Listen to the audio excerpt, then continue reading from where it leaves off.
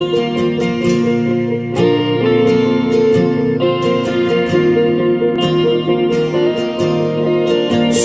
una iglesia con pasión, una iglesia llena del amor de Dios, de acuerdo a su corazón. Somos una iglesia con poder, transformando vidas para honrar a aquel que su vida dio en una cruz. Desde el corazón del Padre, un lugar donde la presencia de Dios sana a los quebrantados de corazón. Los pastores Consuelo y Omar Casiblanco le invitan a compartir este mensaje. El corazón del Padre para el mundo. Juan capítulo 5, versículos del 1 al 15. Dice la Biblia: después de esto había una fiesta de los judíos y Jesús subió a Jerusalén. Hay en Jerusalén, cerca de la puerta de las ovejas, un estanque llamado en hebreo Betesda, el cual tiene 5 pórticos. En estos yacía una multitud de enfermos, ciegos, cojos y paralíticos, que esperaban el movimiento del agua, porque un ángel descendía de tiempo en tiempo al estanque y agitaba el agua. El que primero descendía al estanque, después del movimiento del agua, quedaba sano de cualquier enfermedad que tuviera. Había allí un hombre que hacía 38 años que estaba enfermo, y cuando Jesús lo vio acostado y supo que llevaba ya mucho tiempo así, le dijo: ¿quieres ser sano? El enfermo le respondió: Señor, no tengo quien me meta en el estanque cuando se agita el agua.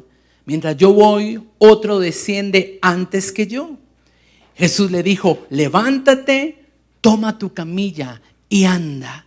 Al instante aquel hombre fue sanado y tomó su camilla y anduvo. Era día de reposo. Y entonces los judíos le dijeron a aquel hombre que había sido sanado: no te es permitido cargar tu camilla por el día de reposo. Él le respondió: pero el que me sanó, él mismo me dijo: toma tu camilla y anda. Entonces le preguntaron: ¿quién es el que te dijo toma tu camilla y anda? Pero el que había sido sanado no sabía quién era, porque Jesús se había apartado de la gente que estaba en aquel lugar.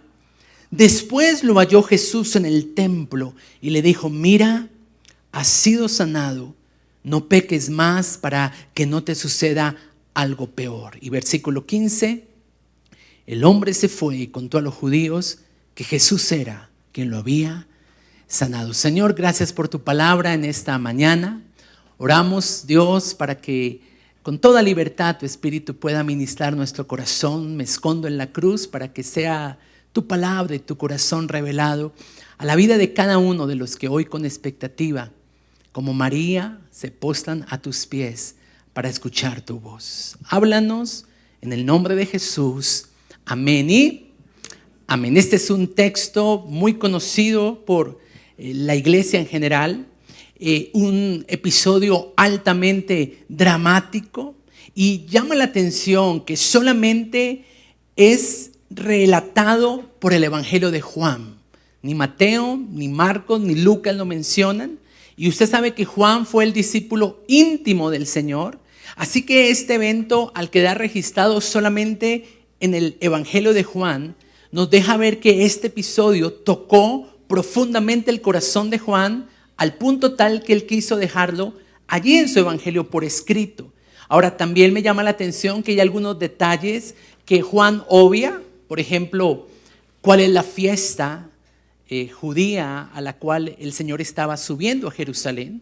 No se nos dice el nombre de este paralítico, se nos habla de su condición y otra serie de detalles que tal vez a Juan no le pareció, inspirado por el Espíritu Santo, que eran importantes, pero sí le captó profundamente la atención el trato personal que Jesús tuvo con aquel paralítico.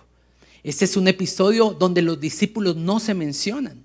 Es posible que algunos estuvieran allí porque Juan es el testigo de primera mano, pero que él no hubiera hablado de los discípulos, habla de que este pasaje es un pasaje muy personal, muy privado. De la misma forma como Dios hoy quiere hablar contigo, de una forma privada, de una forma personal, de una forma íntima.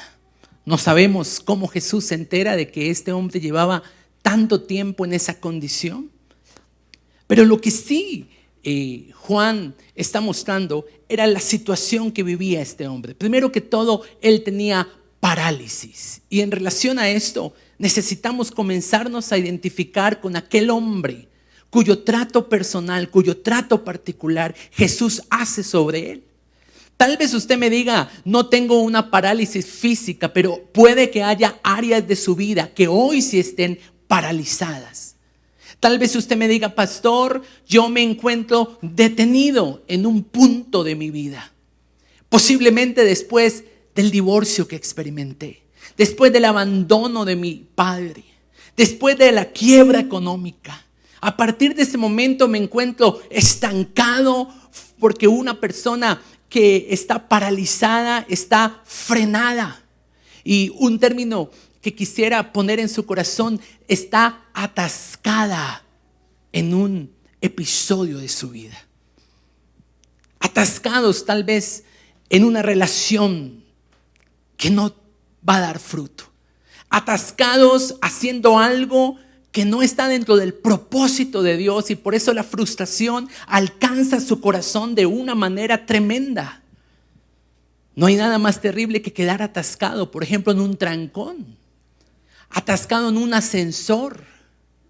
El desespero, el sentirse abandonado en medio de la situación, atascado en un tumulto de gente. Pero también hay personas que están atascados en un pecado en su vida. Yo estuve atascado, yo estuve paralizado, siendo cristiano, en pecado en mi vida. No avanzaba. Y aunque obtenía algunos tiempos cortos de victoria, solo era cuestión de tiempo para volver a caer en ese mismo hábito esclavizante. Por eso el Señor hoy quiere que nosotros reconozcamos la parálisis que espiritualmente hoy quebranta nuestro corazón. Una parálisis en una adicción, en un patrón mental.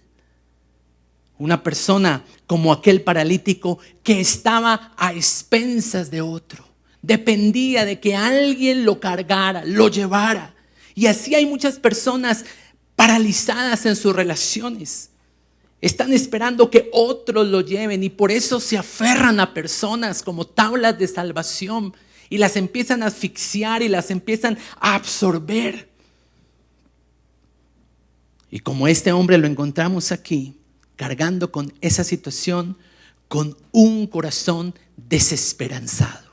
Y llevo varios domingos hablando acerca de la desesperanza, y él es un ejemplo también de una persona que ya no tenía esperanza de ser sana. ¿Y por qué no la tenía? Porque esta condición lo había acompañado durante 38 años en su vida. Tal vez la edad de los que algunos tienen acá, la mitad de la vida de alguna persona, cargando con una situación, y lo peor de todo, sin esperanza de que pudiera ser resuelta. ¿Y por qué no tenía esperanza? Porque debido a su parálisis jamás llegaría a ser el primero en entrar en aquella fuente, en aquella piscina, en aquel lugar donde los enfermos eran llevados, y el primero que llegaba era sanado. Y es que una persona sin esperanza termina convirtiéndose en una persona que se siente víctima de las circunstancias que están pasando. Una persona sin esperanza se rodea mal. Si usted se da cuenta, al comienzo del Juan capítulo 5 se nos habla de todos los que estaban allí en aquel pórtico: paralíticos, ciegos, cojos, sordos. Y espiritualmente sabemos que los espíritus afines se atraen. Ahora, alguno puede decir, estaba esperando. Sí, pero hay dos formas de esperar: esperar en Dios o esperar en sus circunstancias. Este hombre estaba esperando en sus circunstancias.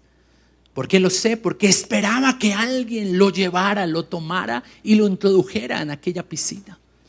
Pero cuando usted espera en Dios, su fe es expectante en Él y sorprendido por la manera como Dios opera para traer sanidad sobre su vida. La Biblia dice en el Salmo 32:10, escrito por David después de su pecado con Betsabé: el que espera en Jehová, los que esperan en Jehová, lo rodeará la misericordia. Y me gusta esto porque Betesda significa precisamente casa de misericordia. Y definitivamente debemos entender que hay personas habitando en la casa de misericordia, que es la iglesia, pero sin esperanza en el corazón. Están allí paralizados, detenidos, frenados, atascados, esperando tal vez un suceso que posiblemente nunca va a llegar. Y digo esto porque tenemos que diferenciar entre esperar en Dios y esperar en nuestras circunstancias. Este hombre llevaba 38 años viendo cómo otros eran sanos. Y lo que él de pronto esperaba es que sus circunstancias cambiaran cuando un ángel viniera, tocara el agua y alguien lo llevara allá. Pero por estar pendiente del ángel, no supo que quien le podía sanar era Jesús. Y aquí quiero hablar un poco de esto porque me he dado cuenta, aún en mi vida he examinado episodios donde sin darme cuenta yo vivo bajo cierto misticismo espiritual. Vivo bajo cierta superstición religiosa, esperando que algo ocurra en mi vida, que un golpe de suerte cambie mi situación sin yo estar dispuesto a cambiar mi vida. Hay personas que dicen: estoy esperando a que algo pase y adelgace. Eso es misticismo. Eso es superstición. Y sabe, en la casa de misericordia, en la iglesia del Señor, tenemos mucha superstición. Muchas veces pensamos que debe ser una persona en particular la que debe orar por mí. Es que si el pastor no ora por mi necesidad, Dios no lo escucha. Misticismo. ¿Cuántos acá son hijos de Dios? Como hijos tenemos entrada al Padre por medio de la sangre de Jesucristo. Pensamos que la unción está en un lugar. Pensamos que el secreto para que algo ocurra en mi vida y me saque de la parálisis depende de circunstancias en las cuales esperamos. Pero genuinamente no estamos esperando en Dios. Los milagros no se esperan, los milagros se provocan por medio de la fe y de la obediencia. Muchos están pendientes del ángel y pierden el momento de tener un encuentro personal con Jesús. Quiero entonces, basado en este texto, hablar de 5 principios relacionados con el pecado. 5 principios que me enseña este texto. La palabra de Dios, que es viva, trayendo revelación para que nosotros podamos abandonar estos años de estancamiento en nuestra vida. Número 1, la causa de la enfermedad de este hombre fue producida por su pecado. Número 1, la causa de la enfermedad en este hombre fue producida por su pecado. ¿Cómo lo sé? Por lo que le dice Jesús cuando encuentra a aquel hombre ya sanado en el templo. Y le dice: mira, has sido sanado, no peques más, para que no te venga algo peor. ¿Qué me revela esto? ¿Qué me muestra esto? ¿Por qué Jesús le advirtió a este hombre que no continuara pecando? Porque el pecado había traído la enfermedad sobre su vida. Y como ya lo hemos compartido en varias oportunidades, el Señor no trata con las hojas, Él va directamente a la raíz. En alguna otra oportunidad, en el capítulo anterior, Juan 4:50, Jesús también le dice a un padre cuyo hijo él sanó: vete, porque tu hijo vive. Y alguien me preguntó, pero ¿por qué el Señor le dice a uno que se vaya? Y es interesante esto, porque en Juan 8:11 también a la mujer que fue encontrada en adulterio, el Señor le dijo: vete y no peques más. Pero a este hombre no le dijo vete, solamente le dijo: no sigas pecando. ¿Y sabe por qué no le dijo vete? Porque él estaba en el templo. ¿Me está comprendiendo en esta mañana? Él estaba en el lugar donde la misericordia de Dios se revela y se manifiesta. Cuando usted está en un lugar correcto, no es necesario que Jesús le diga vete. Pero a pesar de estar en un lugar correcto, sí es necesario que Dios venga y nos diga: no peques más. Y esto me muestra que esa parálisis de 38 años fue resultado del pecado de este hombre. Para los judíos era claro que la enfermedad procedía del pecado. Juan capítulo 9, los primeros versículos: un hombre ciego de nacimiento. Se le acercan a Jesús los discípulos y le dicen: ¿quién pecó? ¿Este o sus padres? Es decir, había una conciencia tremenda de que el pecado, bien fuera propio o de sus antepasados, traía como consecuencia una enfermedad. Ahora, es cierto que no toda enfermedad es resultado del pecado, pero algunas de ellas sí. Por eso tal vez usted puede estar en una circunstancia esperando que algo pase en su vida sin haber tomado la decisión de cambiar. ¿Qué es pecado? Rápidamente quiero dar 3 conceptos bíblicos acerca del pecado. Isaías 59:2: pecado es separación de Dios. Todo lo que me separa de Dios es pecado. Por eso, mientras yo comparto eso, pido al Espíritu Santo que le revele qué cosas, qué relaciones, qué actitudes lo están separando a usted de Dios. Isaías 59:2 dice: vuestras iniquidades han hecho división entre ustedes y yo. ¿Cuál era la causa de la enfermedad de este hombre? Su pecado. El pecado le había generado distancia con Dios. Es como el mal aliento. El mal aliento rompe la comunicación. Y eso pasa con el pecado. Aunque uno ve un bebé como el de Rey y Lady y uno quiere acercarse, abrazarlo, cargarlo, le cuento que otra sería la historia si el bebé está con necesidad de cambio de pañal. Así es Dios. Dios nos quiere amar, abrazar, pero si hay algo que limpiar, eso nos aparta, eso nos separa. Por otro lado, primera de Juan 3:4 dice que el pecado es hacer algo en contra de la ley, es quebrantar la ley. Es cierto que pecado es todo lo que me separa de Dios, pero también pecado es ir en contra de la Biblia. El único que tiene autoridad moral para decir qué es y qué no es pecado no es nadie diferente a Dios. Usted quiere saber si algo es pecado, consúltelo en la Biblia.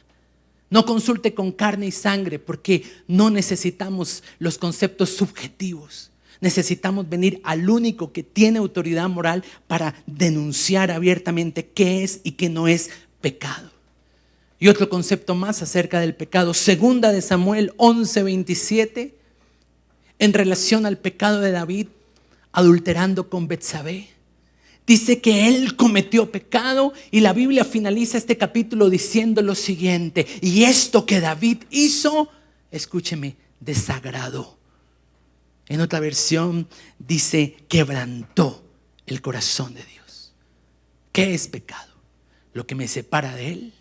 Número 2, ir en contravía de la Biblia, de lo que Él dice. Y número 3, algo que desagrada a Dios. Estamos hablando de Juan capítulo 5. El paralítico de Betesda. Un hombre que llevaba 38 años a la espera de que alguien lo llevara a aquel estanque, porque según la tradición, según el misticismo, el primero que llegara sería sano. Pero en ninguna parte de la Biblia se registra esto. Es más bien como yo lo llamé, un tipo de superstición que se tenía en la mentalidad judía. Y muchos, por estar esperando un golpe de suerte o por estar esperando la manifestación de un ángel, pierden la oportunidad de encontrarse cara a cara con Jesús, como le pasó a este paralítico. Él estaba allí paralizado y nosotros también hemos tenido áreas de nuestra vida frenadas, detenidas a causa de nuestro pecado. Mi punto número 1 es que la causa de la enfermedad de ese hombre fue su propio pecado. Punto número 2. La libertad del pecado inicia cuando yo me hago responsable de él. La libertad del pecado inicia cuando yo me hago responsable de él. En el versículo 6, lo primero que Jesús le dice a este hombre es una pregunta que cuando Dios me la hizo a mí, realmente dejó ver asuntos guardados y escondidos que estaban en mi corazón. La pregunta fue la siguiente: ¿quieres ser sano? Y esta pregunta es una pregunta que si uno la escucha rápidamente o no se detiene en ella, diría, pues es obvia la respuesta. ¿Qué enfermo no quiere ser sano? Pues imagínense que hay enfermos que no quieren ser sanos. Hay enfermos que no están comprometidos con su cambio.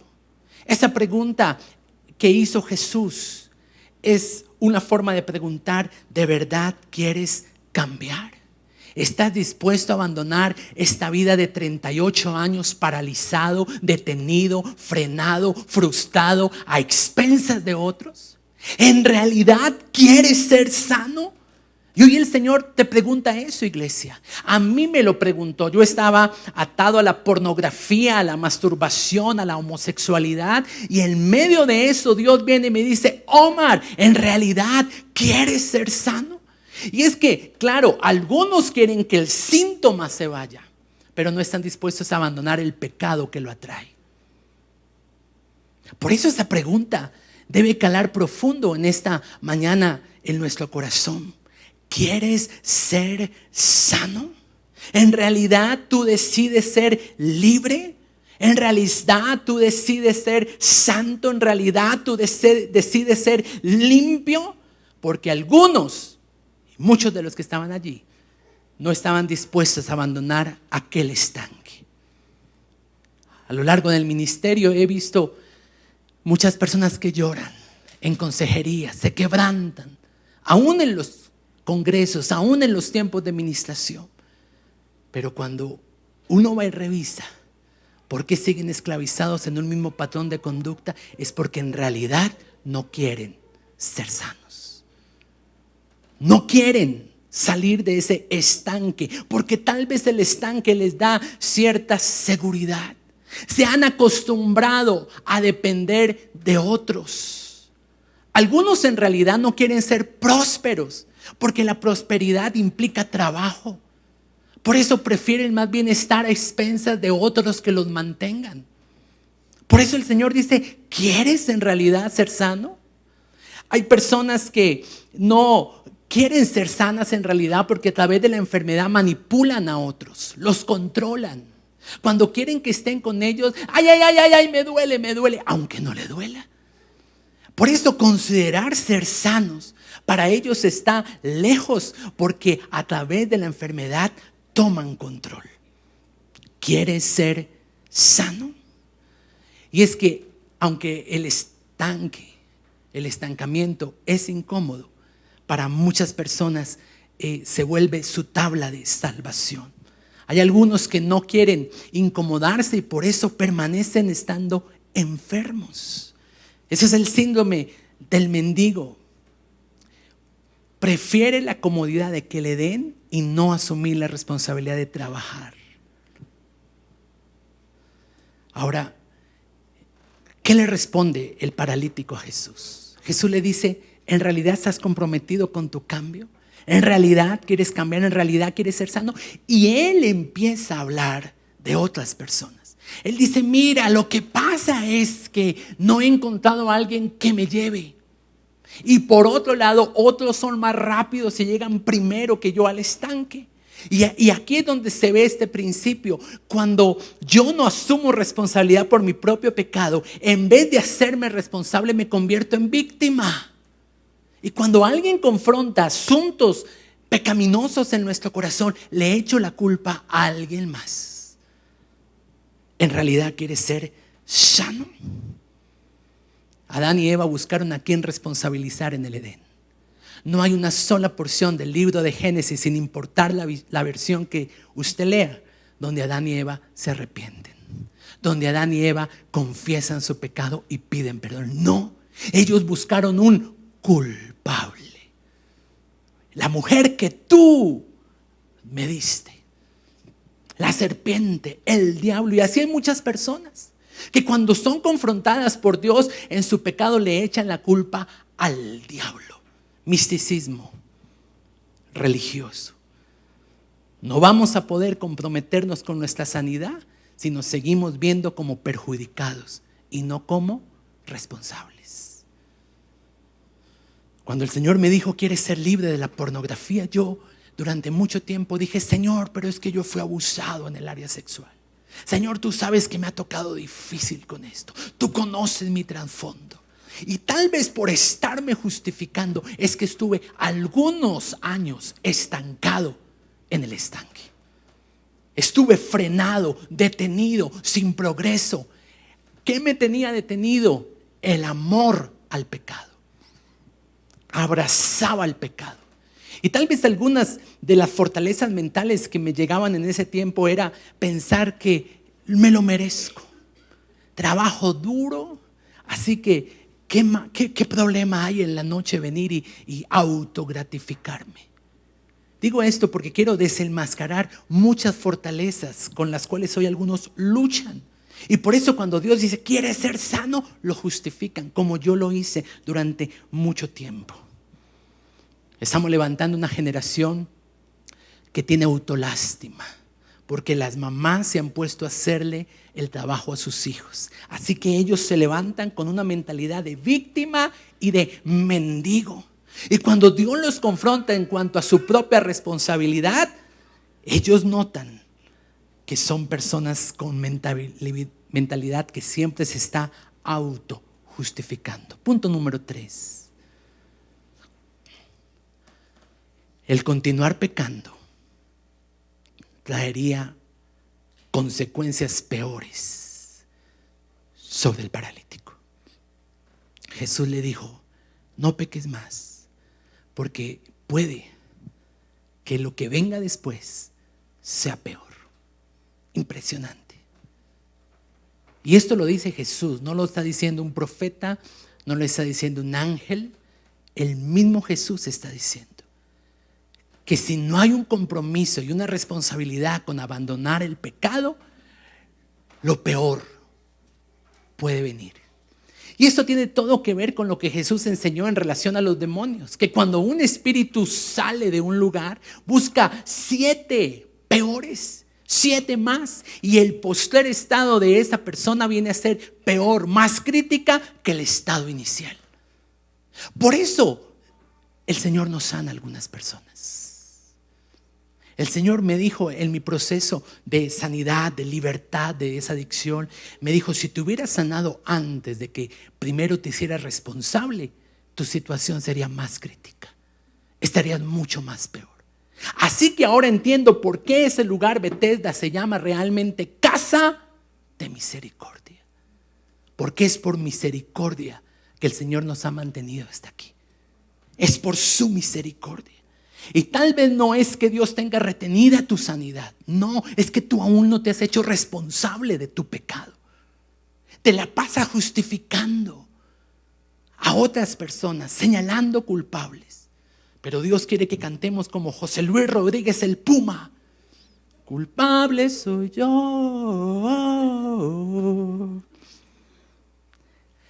El pecado trae consecuencias. La Biblia dice lo siguiente. La paga del pecado es muerte. Y usted mira, pastor, pero yo peco y sigo vivo. Es que hay cosas que se van muriendo antes de que se muera físicamente. Muchos tienen muerte en sus relaciones. divorcios emocionales. Puede que no lo han firmado en una notaría, pero están divorciados del corazón del uno hacia el otro. A uno se les murió el ministerio, el llamado, el propósito de Dios para su vida a causa del pecado. Otros tienen muerte financiera a causa de sus malas decisiones y por no tomar en cuenta a Dios, por no darle a Él lo que le pertenece. Algunos tienen muerte emocional. Una persona que finaliza suicidándose. Durante mucho tiempo yo pensé, se necesita un grado de valentía para coger un auto y lanzarse por un barranco y matarse. Pero el Señor me dijo, no es valentía. Lo que pasa es que una persona que se suicida lleva tiempo muerta adentro. Así que lo único con lo que está terminando es con el estuche. Pero por dentro el pecado la ha secado, la ha marchitado, la ha matado. Por eso ese canto tan poderoso que declaramos aquí, vamos a ver lo muerto renacer. ¿Cuántos dicen amén a eso? ¿Qué se le ha muerto a usted? Asegúrese de arrepentirse de su pecado, porque no sabemos cuándo pasemos a la eternidad. Y la peor de las muertes que puede llegar en una práctica de pecado es la muerte eterna. Jesús ilustró este principio hablando de un hombre rico que nunca buscó a Dios y de Lázaro, un mendigo necesitado de Dios. Y cuando pasaron a la eternidad, el rico anhelaba estar donde estaba Lázaro. Pero Jesús dijo, hay una gran cima, hay una gran montaña que impide que de allí pasen aquí. ¿Qué me muestra esto? Que el cambio es posible hoy y ahora. Pero en la eternidad, por más camándula que usted le eche, no hay cambio. No hay posibilidad de cambiar de escenario. El cambio es hoy. Es hoy cuando usted tiene que determinar abandonar aquello que le está atrayendo la enfermedad en su vida, la parálisis en su vida, las ataduras en su vida. Ahora me quedé meditando en relación a qué es eso peor que puede pasar. Vete y no peques más para que no te venga algo peor. Y es que necesitamos entender que en relación a la frecuencia del pecado hay 3 niveles que los quiero mencionar rápidamente. El primer nivel, el pecado ocasional. ¿Cuántos aquí no pecan? Ninguno puede levantar la mano, ¿cierto? ¿Sabe por qué? Porque si usted levantara la mano, su primer pecado sería orgullo, soberbia y altivez. Porque todos pecamos. ¿Sabía usted esto? La Biblia lo dice. Primera de Juan 1:8 dice que si nosotros decimos que no tenemos pecado, lo llamamos a él mentiroso. Primera de Juan 1:8.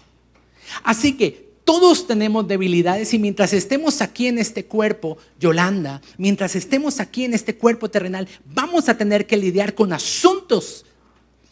Y la Biblia promete que nuestro camino irá de gloria en gloria hasta que el día sea perfecto. Pero ¿cuándo será esa perfección? Cuando Cristo venga por nosotros. Pastor, ¿cómo debo trabajar con este pecado ocasional? Ocasionalmente tengo un mal pensamiento, ocasionalmente hice un mal comentario, ocasionalmente se me saltó la piedra, la ira. Pues la misma Biblia en el versículo siguiente dice cómo trabajar con ese pecado.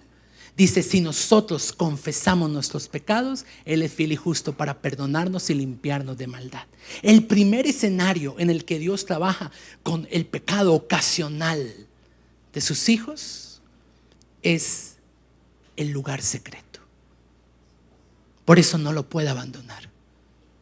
En el lugar secreto somos confrontados por Dios, porque es como un papá que está corrigiendo a su hijo en amor. Hijo, no digas esa palabra. Hijo, colabora con el aseo en la casa. Hijo, ten cuidado. Hijo, levántate más temprano. Hay un amor paternal y así mismo Dios trabaja con este pecado en nuestra vida ocasional. Pero ¿qué ocurre cuando usted, en vez de estar en el lugar secreto, comienza a apartarse?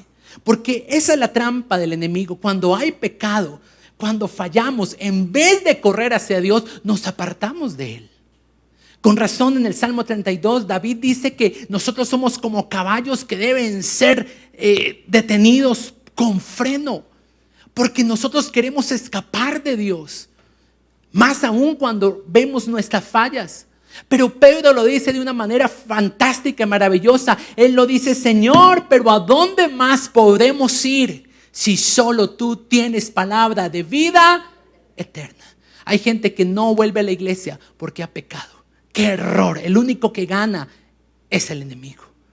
Cuando hemos pecado es cuando más necesitamos acercarnos al Señor. Él no vino para sanar a los sanos, sino para sanar a los enfermos. Y todo desde ese punto de vista. Todavía tenemos debilidades, zorras pequeñas que debemos estar vigilando para que no entren y dañen el viñedo. Ahora, ¿será que Dios, cuando yo abandono el lugar secreto, cuando yo abandono mi comunión con Él, me da como un caso perdido? ¿Cuántos saben que no?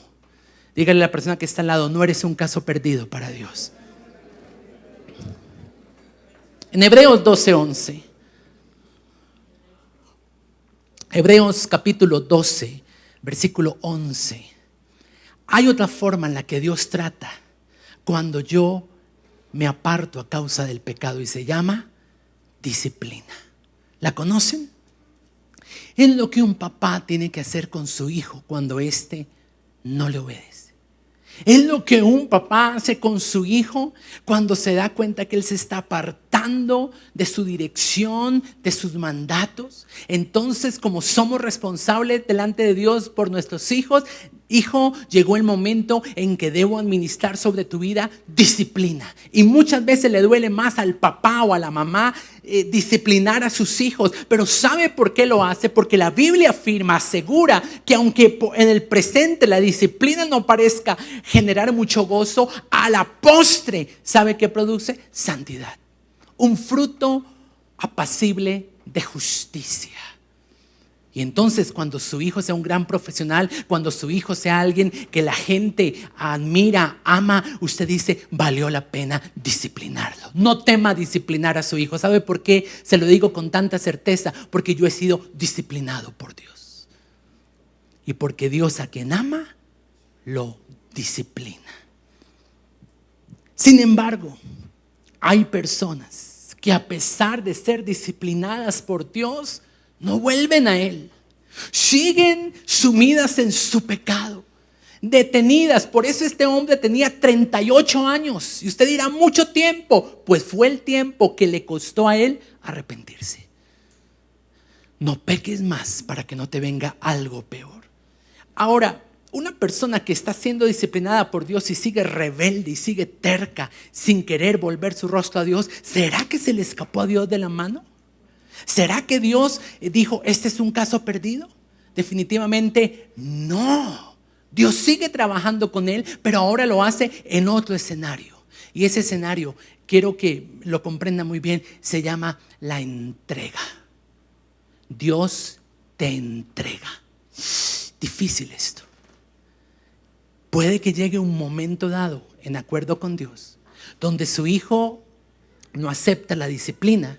Y por el mal ejemplo que él le da a sus hermanos, llega un momento donde tú tienes que entregarlo.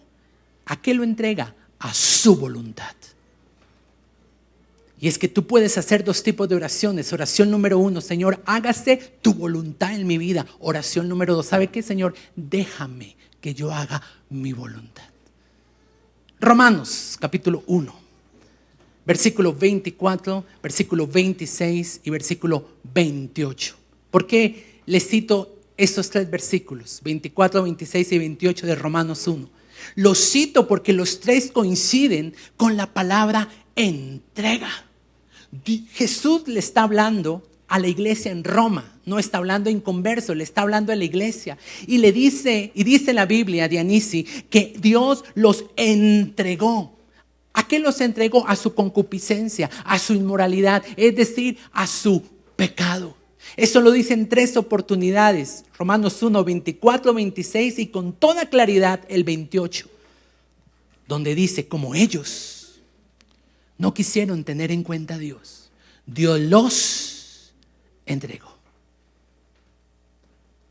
Yo fui entregado a mi pecado. Porque Dios me disciplinaba y yo insistía. Lo justificaba. Señalaba culpables. Nunca me hice responsable por mi propio pecado. Y por eso sé lo terrible que es que Dios te entregue. Algo similar dijo el apóstol Pablo en 1 Corintios 5, versículos del 1 al 5. Cuando la iglesia por carta le escribe y le dice: mira, tenemos un caso terrible en la iglesia. Hay alguien que ha fornicado con la esposa de su padre. Un tipo de fornicación que ni siquiera entre los que no son judíos, no son creyentes, se menciona. Pablo, ¿cuál es tu recomendación para esta persona? Y parece un consejo fuerte. Cuando uno lo lee sin conocer todo el contexto de la palabra de Dios, le suena duro porque finalmente la recomendación de Pablo es: tal persona sea expulsada. Él lo dice de esta forma: sea entregada a Satanás. Pero también dice lo siguiente: a fin de que en el día de su muerte proceda a salvación. Fue entregado para la aflicción de la carne. Y hay momentos donde yo soy tan terco en mi pecado que ese pecado termina destruyéndome y yo comienzo a ser afligido. Y es ahí, en el momento donde ya la aflicción ha llegado a su máximo nivel, que corremos apresuradamente a Dios en arrepentimiento. Qué grande es nuestro Dios, lleno de misericordia. El hijo pródigo experimentó eso. Un día abandonó a su casa, no se sujetó a la disciplina de su casa, y cuando malgastó todo, estuvo con prostitutas, con cerdos, y dice, volviendo en sí: regresaré a la casa de mi padre. Y cuando regresó, el padre lo abrazó, lo perdonó, y hoy el Señor está aquí para abrazarnos, para recibirnos. Puede que usted esté luchando con disciplina en su vida, o que usted esté luchando con una situación donde usted se ha entregado al pecado, pero hoy hay oportunidad para el arrepentimiento. Jesús muere en una cruz extendiendo sus brazos para que cuando lo recordemos sepamos que en todo momento Él está allí para abrazarnos. Una oración que hoy podemos hacer es la siguiente: Señor, hazme pedazos, dáñame para el mal, arruina mi vida para el pecado. Una oración fuerte. Pero lo único, Señor, es que cuando llegue la hora, me salves del infierno. Y esto me conduce a mi punto número 4. Y tal vez es la enseñanza central en esta mañana. Es impresionante que este hombre sanado de su parálisis, ahora la gente lo ve caminando, andando, y los judíos religiosos de la época se acercan a él y le dicen: mira, ¿y quién te autorizó en el día de reposo a cargar con tu camilla? Y él dijo: pues el que me sanó me dio esta instrucción. ¿Y quién te sanó? Y qué triste. Él dice: no sé. Y eso me lleva al punto número 4. No conocemos a Jesús cuando somos sanados. Lo conocemos cuando somos perdonados. Lo conocemos cuando Dios trata con nuestro pecado. Lo conocemos cuando entendemos que más importante que ser sano es ser perdonado. Cuando esa verdad cala en el corazón, tú ya no estás obsesionado con tu sanidad. Tú estás agradecido con el perdón de tus pecados. Tú puedes alabar y bendecir al Señor. Por eso Jesús, cuando lo encuentra en el templo, trata con el pecado en el corazón de él. Le dice: no peques más. Y cuando Dios decide tratar con los asuntos pecaminosos de nuestro corazón, ¿sabe qué ocurre? Él nos otorga perdón cuando procedemos al arrepentimiento. Y hay tal dicha y hay tal gozo cuando usted sabe y tiene la certeza del perdón de Dios para usted. Un Dios santo, un Dios que no peca, un Dios omnipotente que decide declararte perdonado.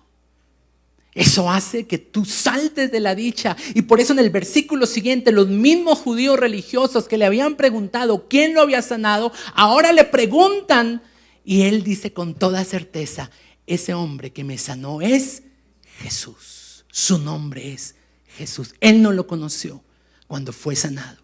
Él lo conoció cuando fue perdonado. Y sabe, a lo largo de la Biblia, el pueblo de Israel es un ejemplo maravilloso de esto. Nos damos cuenta que los milagros no cambian. En cambio, una relación personal con el Dios de toda misericordia transforma tu corazón y tu mente. Un milagro, como nos lo enseñaban ayer, puede ser un instrumento que te conduce a Cristo. Pero algunos vienen por su milagro y no regresan. Con razón, en el Salmo 32, que fue el salmo escrito por David después de su pecado con Betsabé, en los primeros versículos, él con exclamación dice lo siguiente: bienaventurado, dichoso, 3 veces feliz, aquel cuyo Jehová no culpa de pecado y ha cubierto su maldad. Yo quiero que, iglesia, en esta mañana salgamos con esa certeza de que en Cristo somos perdonados. Y sabe, esto fue tan poderosamente revelado a mi vida porque cuando Jesús se revela como el que perdona mi maldad, Jesús me declara justo sin mis obras merecerlo. Es allí donde entonces entiendo que ya no necesito estar en aquel estanque, que ahora necesito estar en el templo, siendo edificado en mi fe. Ya no necesito estar mal rodeado. Ya no necesito tener supersticiones religiosas ni a expensas de que otros me carguen, porque solo hay un mediador entre Dios y los hombres, Jesucristo, hombre. Cuando el perdón de Dios me fue revelado, yo pude abandonar el pecado, ya no por temor a las consecuencias, sino por amor a aquel que me había declarado perdonado. Tú no abandonas el pecado por temor a lo que pueda venir. Tú abandonas el pecado porque has quedado impactado en tu corazón por uno que ha declarado que eres perdonado. ¿Puede usted decirle eso a la persona? Dios te manda a decir, dígale a la persona que está al lado, Dios te manda a decir que eres perdonado. Eso es maravilloso. No hay mayor noticia que usted pueda celebrar en esta tarde. No hay mayor noticia que nos haga saltar de alegría de saber que en Él somos perdonados. Hubo otro paralítico en Marcos 2, versículos del 1 al 5 que Jesús sanó. Recuerde que 4 amigos llevaron a un paralítico abriendo un hueco en el techo a causa de la multitud a la cual Jesús le predicaba. Y este paralítico llegó a donde Jesús, y fascinante porque ese paralítico también es sanado. Pero particularmente la forma en que Jesús lo sana es diciéndole: hijo, tus pecados te son perdonados. Y nuevamente el espíritu religioso asalta y dice: ¿y cómo perdona los pecados? Y Jesús dice: bueno, si estás fascinado de que yo perdone pecados, pues fascínate de que ahora yo le voy a decir a este hombre: levántate, toma tu camilla y anda. Y el milagro llegó. El milagro puede estar retenido porque no nos hemos arrepentido. Punto número 5.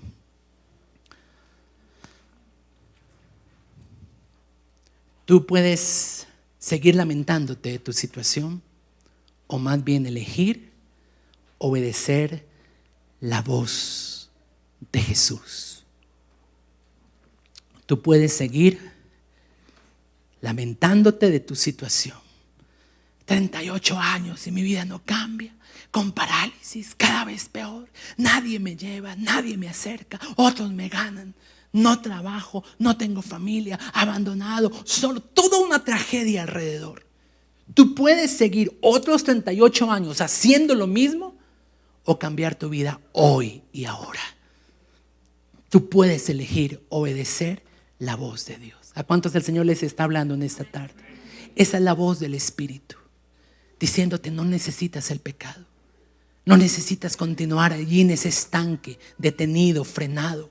Necesitas escuchar mi voz. Este hombre fue sano porque finalmente, en medio de lo lejos que podía estar de Dios durante 38 años, entregado a su parálisis, un día decide obedecer la voz de Dios. ¿Qué le dijo esa voz? Le dijo: levántate, toma tu lecho y anda. Juan, si me vas ayudando, por favor. Él obedeció. El que este hombre se hubiera levantado fue definitivamente un paso de fe y de obediencia a la voz de Dios. ¿Sabes qué quiere Dios que hagamos en esta tarde como resultado de su palabra? Que caminemos en su palabra. ¿Cuántos van a caminar en su palabra? Ahora, quiero que comprenda algo. Este hombre físicamente estaba atrofiado para caminar. Realmente fue un milagro sobrenatural que se hubiera colocado en sus pies y que hubiera andado. Pero es que literalmente él caminó sobre la palabra que salió de los labios de Jesús y le dijo: levántate. Y es que muchas veces debemos levantarnos de la apatía en la que nos encontramos espiritualmente, levantarnos de sentimientos que nos quieren abrazar, como la culpa o la condenación. ¿Para qué pedir perdón si voy a volver a caer? Sentimientos que muchas veces nos quieren frenar, pero en esta mañana el Señor te está diciendo: hijo, hija, levántate, toma tu lecho y anda. Lo que no has podido hacer durante 38 años, a partir de hoy lo vas a poder hacer, porque vas a andar, vas a avanzar. Hay una voz en tu corazón que te está impulsando. Y tú dirás: pero es que estoy atrofiado. Yo le dije eso al Señor: Señor, estoy atrofiado para ser hombre. Estoy atrofiado. Mis músculos, mi identidad, mi sexualidad no funcionan. Y Él dijo: solamente cree y verás mi gloria. Levántate, toma tu lecho y anda. ¿Qué significa tomar el lecho? Significa asegurarse de que coges el toldo, lo llevas contigo, escúcheme, para nunca más volver allí. Si él hubiera dejado el toldo, frente a la primera oposición hubiera regresado. Así que el Señor te dice en esta mañana: quema los barcos. Había una instrucción a personas que se iban como misioneros al África. Debían llegar por una ruta después de que se bajaban del avión y del bus por mar. Y cuando llegaban al lugar donde iban a ejercer su ministerio misionero, la primera instrucción que les dieron, ahora que se han bajado, instrucción número 1: quemen los barcos. Préndale fuego a los barcos. Asegúrese de que frente a la primera dificultad, frente a la primera oposición que usted va a enfrentar, no va a tener posibilidad de regresar, porque ahora su destino y su propósito está en Cristo. Asegúrese. Yo tuve que quemar barcos en mi vida. Personas que no me edificaban, contactos que en un momento de tristeza, de depresión o de soledad me harían regresar hacia atrás. Pero he tomado una decisión, y es seguir a Jesús y tomar mi toldo para mostrarlo hoy delante de otros y decirle: si Dios me sacó de allí, Él es capaz de sacarte de cualquier circunstancia por la cual tú puedas estar cruzando. Solamente no estés pendiente del ángel, céntrate en Jesús. Cuando Eliseo fue llamado por Elías al ministerio, la Biblia dice que una de las primeras cosas que debió hacer Eliseo fue quemar el arado de los bueyes que él conducía. Primera de Reyes 19, versículo 21. Regresó Eliseo después del llamamiento de Elías para él. Tomó un par de bueyes y los mató, y con el arado de los bueyes coció luego la carne y la dio al pueblo para que comieran. Después se levantó, se fue tras Elías y lo servía. Siempre hay algo de lo cual nos debemos despojar. Jorge hablaba hace 8 días de la puerta del aprendizaje, pero también de la puerta del desprendimiento. 38 años en el caso mío tal vez 21 años, con una mentalidad huérfana. Y me refiero a una mentalidad huérfana porque no tenía la capacidad en mi corazón de ver a Dios en medio de mi tribulación, en medio de mi tempestad. Pero un día Él abre tus ojos y tú te das cuenta que Él siempre ha estado allí para ti, en medio de la disciplina, en medio de la entrega, en medio de la comunión. Él siempre está allí para ti, con el propósito de que mañanas como estas tú le puedas decir: Dios, perdona mi pecado.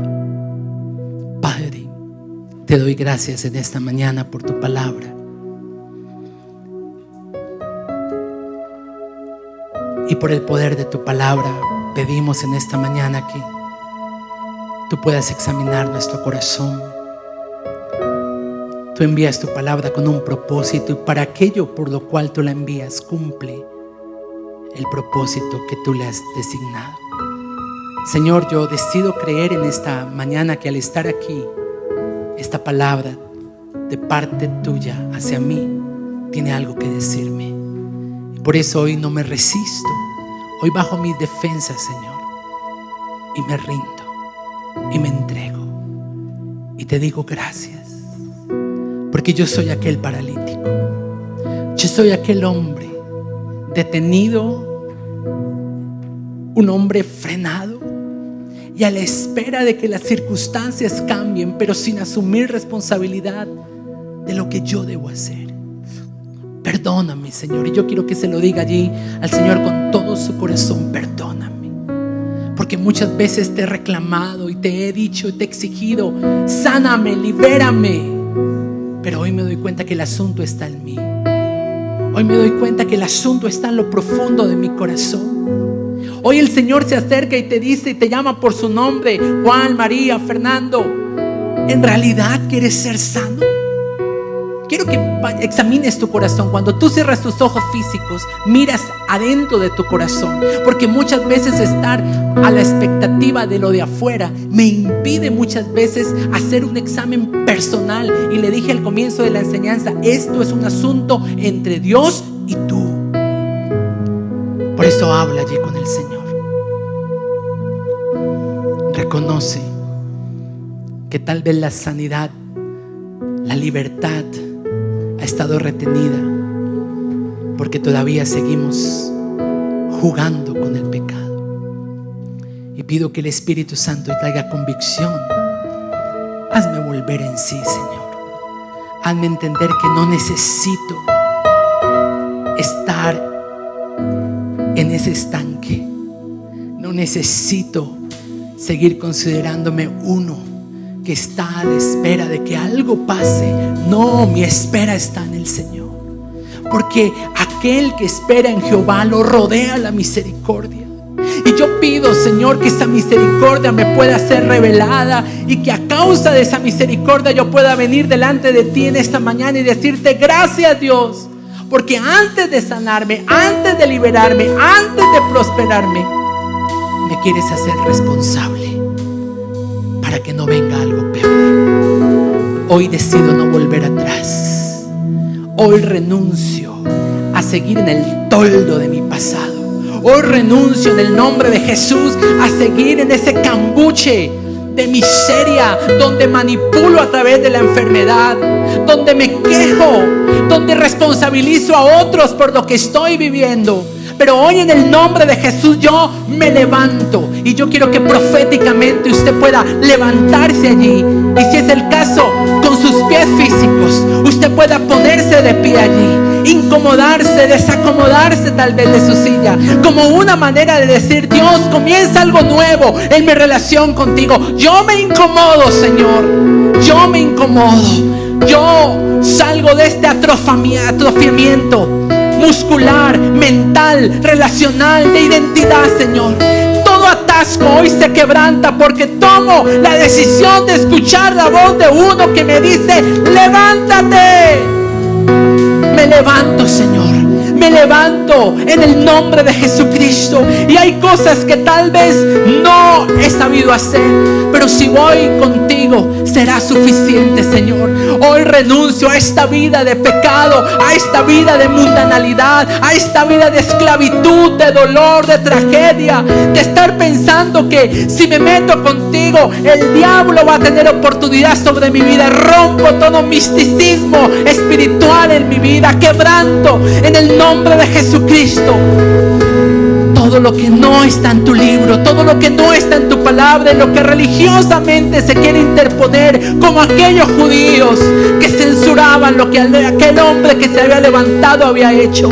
Yo quiero que usted tome su toldo, yo quiero que usted tome su camilla y la va a tomar ya no para acostarse sobre ella, sino para que cuando otros le pregunten quién te sanó, quién te liberó, quién te perdonó, tú puedas levantar y dice: aquí está mi cicatriz, aquí está la camilla de la cual Él me levantó, aquí están los diagnósticos médicos que decían que me moriré, pero hubo uno que cuando se dictaminó muerte, en el cielo vino una voz y me dijo: vive en el nombre de Jesús. Y por el poder de su palabra me levanto y ando y avanzo detrás de las pisadas de aquel que me ha perdonado. Levante sus manos y dígale: gracias por tu perdón, gracias por tu perdón. No sé cuánto tiempo usted lleve sin pedir perdón, sin dar gracias a Dios por el perdón de sus pecados. Dele gracias porque tenemos en Cristo una eternidad a su lado, porque la misericordia de Dios ha sido tan grande. Hoy estamos en el templo, hoy estamos en la casa de misericordia y queremos un encuentro personal con el misericordioso. Queremos un encuentro personal con aquel que me dice: no peques más y así no te vendrá algo peor. Hijo, hija, te perdono en el nombre de Jesús. Y a través de ese perdón se rompe toda culpa, toda acusación, toda sentencia. Y en tu vida experimenta libertad. Gracias, Señor, por el poder de tu palabra y por el privilegio que en esta mañana tenemos de ser tu hijo y de llamarte Padre. Padre. ¿Cuánto le pueden dar un aplauso a ese Dios que sana a los paralíticos? Apláudalo bien fuerte en este día.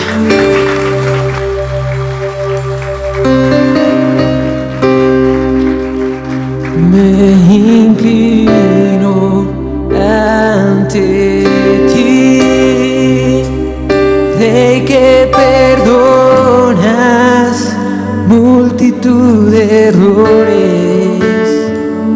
Me inclino ante ti, oh Rey que perdonas multitud de errores.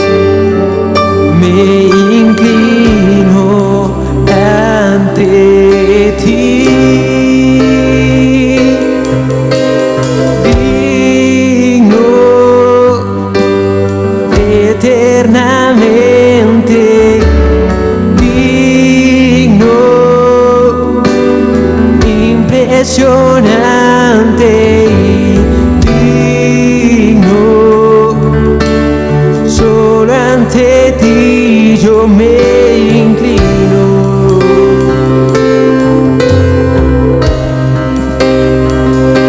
Tú eres digno eternamente, digno, impresionante y digno. Solo ante ti yo me inclino.